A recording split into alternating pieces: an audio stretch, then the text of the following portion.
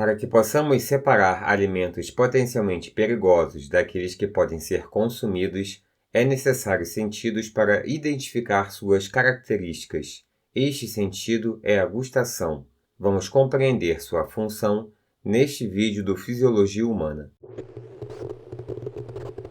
A sensação da gustação se dá principalmente pelas papilas gustativas presentes na língua. No entanto, o olfato também é muito importante para a sensação da gustação.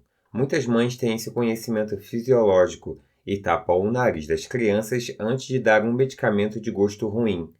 Outro exemplo da importância da olfação no paladar é quando estamos com alguma congestão nasal e o gosto dos alimentos fica muito diminuído. A gustação permite que o indivíduo selecione os alimentos conforme seu desejo e até mesmo necessidades metabólicas. As substâncias químicas presentes no alimento geram as diferentes sensações, chamadas de sensações primárias do paladar, sendo elas o azedo, salgado, doce, amargo e umami. Podemos sentir diversos gostos diferentes, mas todos derivam da combinação destas sensações primárias. O sabor azedo é causado por ácidos, ou seja, íons hidrogênio, sendo que a intensidade do sabor azedo é proporcional ao logaritmo da concentração de íons hidrogênio. O sabor salgado é provocado por sais ionizados, principalmente relacionado ao sódio. Alguns sais provocam, além do salgado, outros sabores. O sabor doce é induzido por diversos tipos de substâncias químicas, como açúcares, glicóis, álcoois, aldeídos, cetonas, amidas, ésteres, alguns aminoácidos, pequenas proteínas, ácidos sulfônicos, ácidos halogenados e sais inorgânicos de chumbo e berílio. Pequenas mudanças estruturais em uma molécula pode fazer com que esta deixe de induzir o sabor doce e produza o amargo. Assim como o doce, o amargo é causado por diversas substâncias, sendo as mais relevantes moléculas orgânicas de cadeia longa, contendo nitrogênio e alcaloides. Entre os alcaloides mais conhecidos estão o quinino, cafeína, estricnina e nicotina. O sabor intensamente amargo geralmente faz com que a pessoa ou animal rejeite o alimento. Isso tem um valor de sobrevivência importante, já que grande parte das toxinas presentes em plantas são alcaloides de sabor amargo. Por fim, há o sabor umami, palavra que vem do japonês e significa delicioso. É um sabor dos alimentos que possuem L-glutamato, como caldo de carne, queijos e temperos. Temperos de macarrões instantâneos utilizam o glutamato monossódico para induzir este sabor. Tem sua função biológica de induzir o consumo de proteína de origem animal. O limiar para o sabor se refere à concentração mínima de determinada substância para ser percebida pelo paladar. Para determinar o poder de uma substância induzir um determinado sabor, é utilizado um referencial. Para o azedo, é utilizado o ácido clorídrico.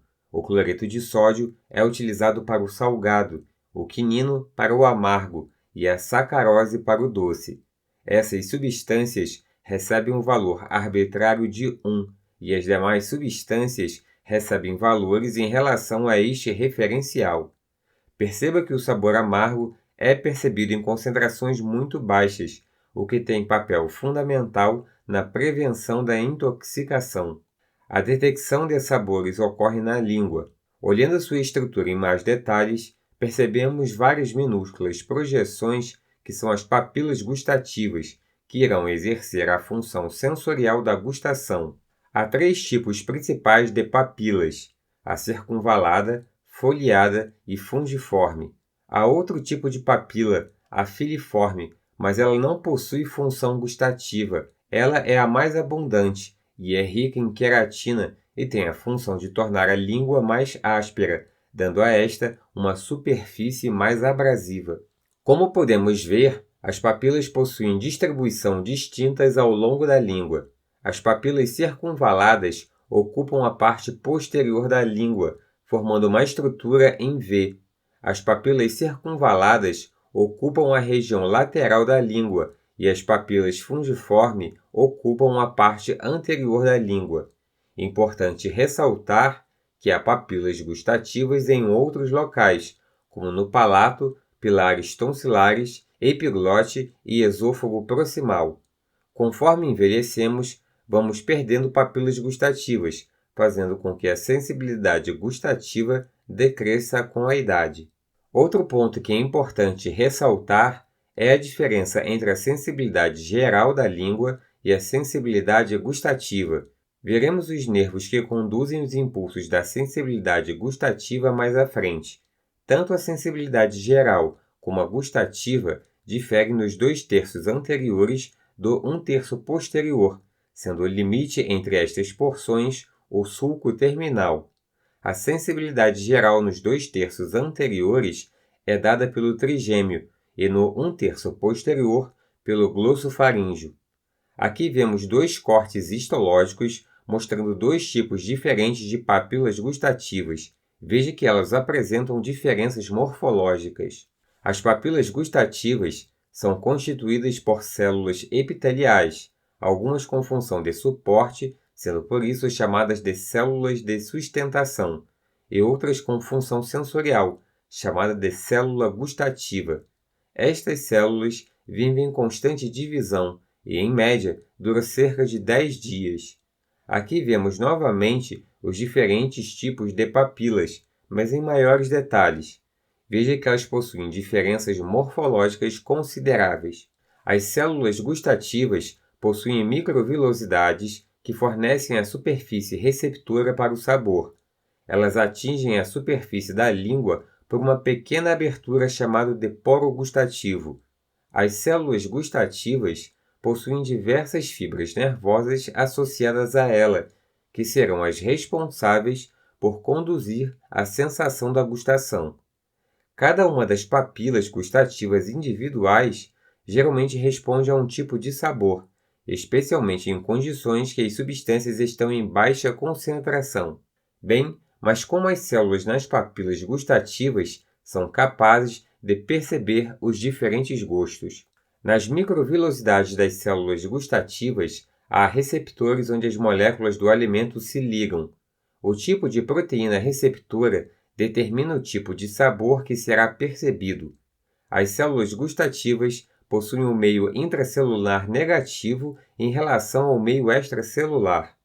Com a ligação da molécula ao receptor, canais de sódio são abertos, de maneira que eles fluem para o interior celular, causando a sua despolarização. A alteração do potencial elétrico da célula gustativa é proporcional ao log da concentração da substância. Como já mencionado, os receptores variam para os diferentes sabores percebidos. Para o salgado e azedo, os íons sódio e hidrogênio causam a abertura do canal de sódio epitelial nas membranas apicais das células gustativas. Para as sensações de sabor doce e amargo, as porções dos receptores acoplados à proteína G, que se projetam através das membranas apicais, ativam substâncias transmissoras do tipo segundo mensageiro nas células gustativas, que levam a alterações químicas intracelulares, desencadeando os sinais de sabor. Os compostos de sabor doce são detectados por uma composição de dois receptores acoplados à proteína G, o T1R2 e o T1R3. O umami é detectado por receptores T1R1 e T1R3. Já o receptor para o amargo é detectado por receptores T2R, também acoplados à proteína G. Cada célula receptora do amargo expressa vários tipos de T2Rs, o que os ajuda a detectar diversas substâncias amargas. Assim que uma papila gustativa é exposta a uma substância que produz sabor, os impulsos são gerados em uma frequência mais elevada, diminuindo com o tempo de exposição. Assim, a percepção do sabor é mais intensa assim que a substância interage com os receptores das células gustativas. Como já mencionado, a condução da sensibilidade gustativa se dá por diferentes nervos nos 2/3 anteriores da língua e no 1/3 posterior. No 1/3 anterior, os impulsos são transmitidos pelo nervo corda do tímpano ramo do nervo facial. Na parte posterior, os impulsos são transmitidos pelo glosso faríngeo e a parte mais posterior, incluindo base da língua e faringe, os impulsos são transmitidos pelo nervo vago. Vamos visualizar o processo melhor. Nos 2/3 anteriores, o impulso é transmitido pelo nervo corda do tímpano até o gânglio geniculado, continuando até o tronco encefálico através do nervo facial. No 1/3 posterior da língua, as papilas circunvaladas transmitem as sensações através do nervo glossofaríngeo. Os neurônios fazem sinapse no gânglio petroso e então penetram no tronco encefálico. As porções da base da língua e da faringe transmitem seus impulsos gustativos através do nervo vago, que se prolonga até o gânglio nodoso e daí penetra também no tronco encefálico. Todos esses sinais irão confluir para um núcleo localizado no bulbo, chamado de núcleo do trato solitário. O núcleo do trato solitário é um núcleo exclusivamente aferente e recebe sinais do vago, glossofaríngeo e facial. Para continuarmos o trajeto até o cérebro, vamos ver outra figura. Vimos que todos os neurônios que carregam informação da gustação chegam ao tronco encefálico e fazem sinapse no núcleo do trato solitário, independentemente de qual nervo carregou a informação. Aqui veremos algumas contradições encontradas na literatura. Para muitos livros, os neurônios do núcleo do trato solitário enviam seus axônios em direção ao tálamo através das fibras solitário-talâmicas, mas de fato há uma área na ponte chamada de área pontina da gustação, que recebe fibras oriundas do trato solitário. Desta região, fibras são direcionadas ao núcleo ventral posteromedial, localizado no tálamo. Do tálamo, neurônios enviam seus axônios para a extremidade inferior do giro pós-central, no córtex parietal, penetrando profundamente no sulco lateral e na área insular opercular. Esta área fica ligeiramente lateral e anterior à área que recebe os sinais táteis da língua, indicando que elas são estreitamente relacionadas com as sensações somatosensoriais da língua. Aqui, outra consideração é necessária. A literatura varia se as fibras cruzam para o lado oposto ou não. No Tratado de Fisiologia Médica do Guyton, as fibras são representadas como não cruzadas. No livro de Neuroanatomia do Ângelo Machado, estas fibras são representadas como cruzadas. No livro Cranial Nerves, destinado exclusivamente aos pares cranianos, descreve que há um cruzamento parcial das fibras. Do trato solitário, partem também fibras que se dirigem a núcleos salivares superior e inferior, que irão transmitir impulsos para as glândulas salivares e controlar a salivação.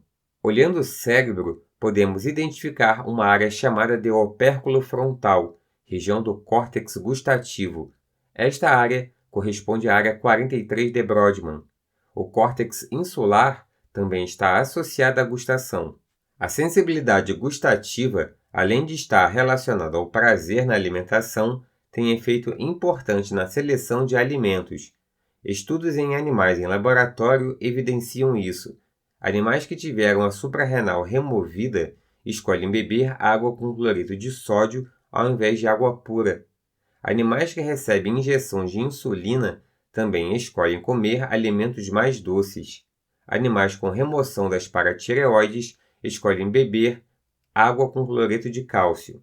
Se o indivíduo passa mal ao consumir determinado tipo de alimento, ele tenderá a evitar alimentos com sabor parecido.